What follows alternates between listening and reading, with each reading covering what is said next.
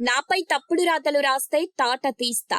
సంక్రాంతి పండుగ కానుకగా విడుదలకు సిద్ధమైన గుంటూరు కారం, నాసామిరంగా, సైంధవ్, హనుమాన్ చిత్రాల్లో ఒక్క హనుమాన్ చిత్రం తప్పించి మిగతా 3 చిత్రాల నైజాం డిస్ట్రిబ్యూషన్ హక్కులను ప్రముఖ నిర్మాత దిల్ రాజు తీసుకున్నట్టు సమాచారం వస్తోంది.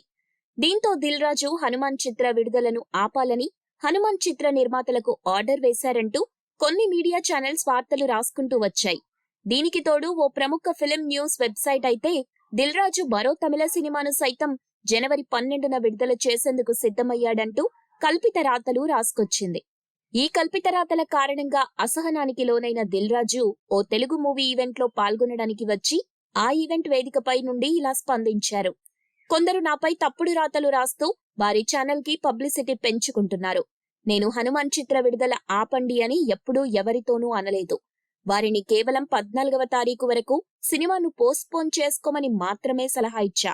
ఎందుకంటే వారు తమ సినిమాను పోస్ట్ పోన్ చేసుకుంటే వారికి ఎక్కువ స్క్రీన్స్ దొరుకుతాయని అలా చెప్పాను.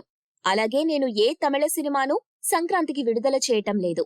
ఇలా నా గురించి మరోసారి తప్పుడు రాతలు రాస్తే వారి తాట తీస్తానంటూ మీడియా ముఖంగా దిల్ రాజు హెచ్చరించారు. అలాగే ఈ ప్రెస్ మీట్ అనంతరం వేదిక వద్ద ఆ తప్పుడు రాతలు రాస్తున్న జర్నలిస్ట్ కనిపించడంతో దిల్ రాజు వారికి ఫేస్ టు ఫేస్ వార్నింగ్ ఇచ్చారు.